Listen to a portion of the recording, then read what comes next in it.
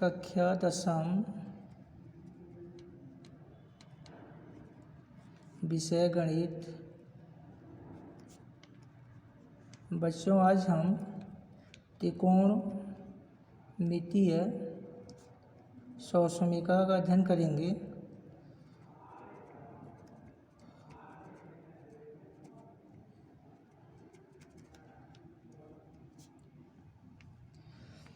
तो सबसे पहले हम ये जानें कि त्रिकोणमितीय सौषमिका क्या होती है। तो ऐसा समीकरण जो आने वाले थीटा के सभी मानों को संतुष्ट करे, तो उस समीकरण को हम सौषमिका कहते हैं। त्रिकोणमितीय समीकरण और सौषमिका में अंतर होता है। यदि समीकरण होगा तो वो थीटा के कुछ मान के लिए ही वो संतुष्ट होगा, थीटा के सभी मान के लिए संतुष्ट नहीं होगा। ठीक। और सौषमिका है मतलब वो थीटा के सभी मान के लिए वो संतुष्ट होता है। ठीक है। तो ऐसा समीकरण जो आने वाले थीटा के सभी मान को संतुष्ट करे, उस समीकरण को हम समीकरण न कहकर सौषमिका कहते हैं। जैसे देखो, sin square theta plus cos square theta equal to 1, ये एक त्रिकोणमितीय समीकरण है।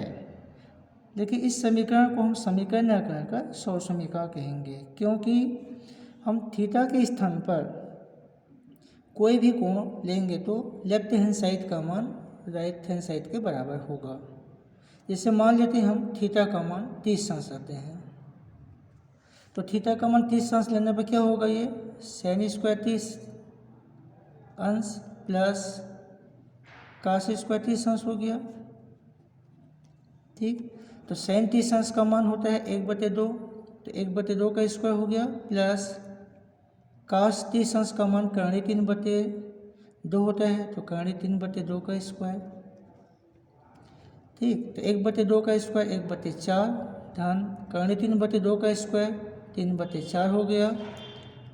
तो दोनों का योग करेंगे, लासा 4 आ जाएगा, तो यहाँ पर 1 + 3 हो जाएगा।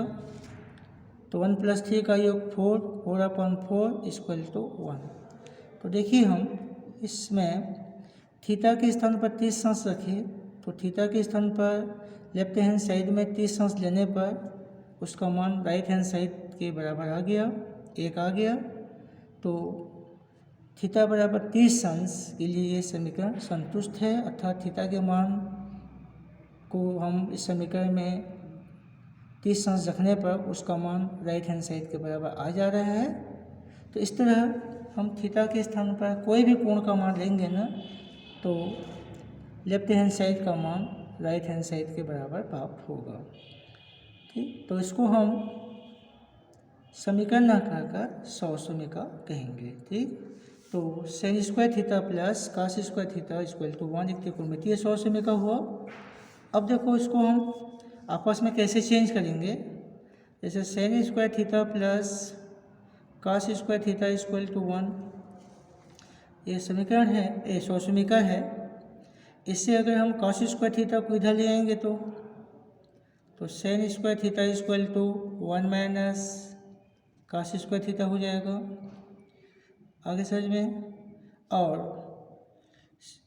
कास स्क्वायर थीटा को इधर लाए, अब सेन स्क्वायर थीटा को इधर ले आएंगे तो क्या हो जाएगा, cos square theta equal to 1 minus sin square theta. इस सौषमिका से हम इन दोनों अनुपात को आपस में चेंज कर सकते हैं। कास स्क्वायर थीटा को इधर ले आएंगे तो 1 माइनस कास स्क्वायर थीटा हो गया। ठीक।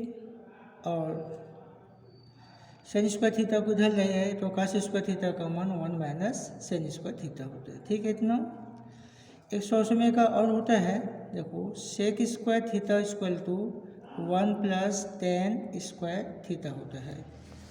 ये भी एक त्रिकोणमितीय सौषमिका है। इसमें भी हम थीटा के स्थान पर कोई भी कोण लेंगे तो लेफ्ट हैंड साइड का मान राइट हैंड साइड के बराबर होगा, अर्थात यह समीकरण थीटा के सभी मान के लिए संतुष्ट है। इसलिए इसको हम समीकरण न कहकर सौ समीकरण कहेंगे। तो इसमें क्या होगा, देखो +1 को इधर ले आएंगे तो सेक स्क्वायर थीटा -1 हो जाएगा। ठीक, तो +1 इधर आने पर sec square theta -1 equal to tan square theta. तो यहाँ tan square theta equal to sec square theta -1। ठीक, अब हम टेन स्क्वायर थीटा को इधर लाएंगे तो क्या हो जाएगा, sec square theta minus tan square theta equal to 1। ठीक है, इस और समीकरण से। अब एक और समीकरण देखो, cosec square theta equal to 1 plus cot square theta होता है। ठीक, cosec square theta equal to 1 plus cot square theta होता है। +1 को हम इधर ले आएंगे तो cosec square theta -1 equal to cot square theta होगा, और कॉट स्क्वायर थीटा को हम इधर लाएंगे तो cosec square theta minus cot square theta equal to 1।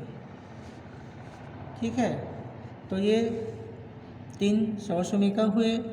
एक सौ समीकरण पहला जो है sine square theta plus cos square theta equal to 1। दूसरा सौ समीकरण sec square theta equal to 1 plus tan square theta, और तीसरा सौ समीकरण है cosec square theta equal to 1 plus cot square theta. तो इन तीनों सौ समीकरण को हम अभी सिद्ध करेंगे भी। तो देखो कभी एग्जाम में आता है सिद्ध करने के लिए,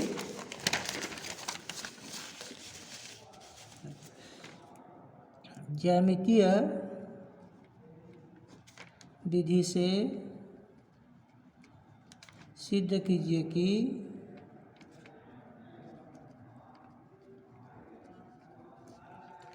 sign square theta plus cos square theta equal to 1। तो इस और समीकरण को सिद्ध करने के लिए हम क्या करेंगे, एक समकोण त्रिभुज ले लेंगे।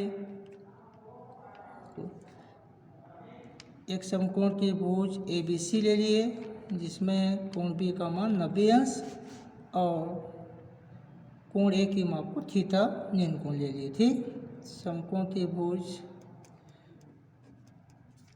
ABC जिसमें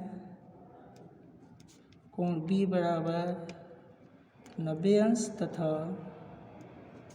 कोण A बराबर थीटा न्यून कोण। अब हम क्या करेंगे, पाइथागोरस प्रमेय को लिखेंगे। देखिए पाइथागोरस प्रमेय से, पाइथागोरस प्रमेय समकोण त्रिभुज की तीनों भुजाओं में संबंध को बताता है। जो सबसे बड़ी भुजा कर्ण है, कर्ण का वर्ग बराबर लंब का वर्ग धन आधार का वर्ग होता है। इसमें सबसे बड़ी भुजा AC कर्ण है। ठीक, थीटा जो न्यून कोण है उसके सामने की भुजा BC लंब है और AB आधार। तो कर्ण AC का वर्ग बराबर लंब BC का वर्ग धन AB का वर्ग। पाइथागोरस प्रमेय को लेने से देखो हमें संपूर्ण त्रिभुज की तीनों भुजा का मान यहाँ ज्ञात हो गया, कर्ण का मान, लंब और ये आधार हुआ। जो हम सौ समीकरण सिद्ध करेंगे उसमें देखिए क्या क्या अनुपात है, साइन थीटा है और कॉस थीटा। तो जो साइन थीटा है समकोण त्रिभुज की लंब और कर्ण का अनुपात होता है। लंब को कर्ण से भाग देने पर साइन थीटा प्राप्त होता है और आधार को कर्ण से भाग देने पर कॉस आता है। ठीक, तो ये BC स्क्वायर ये लंब भुजा का मान है और AB आधार भुजा का मान है। तो लंब और आधार इन दोनों को हम कर्ण से भाग देंगे तो साइन थीटा और कॉस थीटा प्राप्त होगा। ठीक, तो sine square theta plus cos square theta का मान लाने के लिए इस पाइथागोरस प्रमेय को हम किससे भाग देना पड़ेगा, कर्ण से। तो समीकरण के एक पक्ष को कर्ण से भाग देंगे तो दूसरे पक्ष को भी कर्ण से भाग देना पड़ेगा ताकि उसका मान चेंज नहीं होगा। ठीक, तो दोनों पक्षों में AC स्क्वायर का भाग देने पर तो क्या हो जाएगा, AC स्क्वायर बटे AC स्क्वायर बराबर BC स्क्वायर बटे AC स्क्वायर धन AB स्क्वायर बटे AC स्क्वायर। ठीक है, तो AC स्क्वायर कट गया, इसका मान 1 आ गया। कटने के बाद इन दोनों की घात 2 है तो BC बटा AC की घात 2 हो गया। अब ये हो जाएगा ए बी बटा ए सी की घात 2। ठीक है, अब इसमें देखिए चित्र को, यहाँ पर जो न्यून कोण थीटा है इस कोण के लिए बी सी लंब है, ए सी कर्ण है, ए बी आधार, तो बी सी बटा ए सी अर्थात लंब बटे कर्ण। तो लंब और कर्ण का अनुपात क्या होगा, सेन थीटा। तो बी सी बटा ए सी की जगह हम लिखेंगे सेन थीटा। और ए बी आधार है और ए सी कर्ण है, तो आधार बटे कर्ण का मान क्या होगा, कॉस थीटा। तो 1 equal to A sine square theta plus cos square theta. ठीक, तो चूँकि यहाँ लिख सकते हैं B C upon A C equal to sine theta और A B upon A C equal to cos theta. तो sine square theta plus cos square theta equal to 1। इस तरह से जो शेष दो समीकरण हैं उसको आप लोग सिद्ध करना है। ठीक।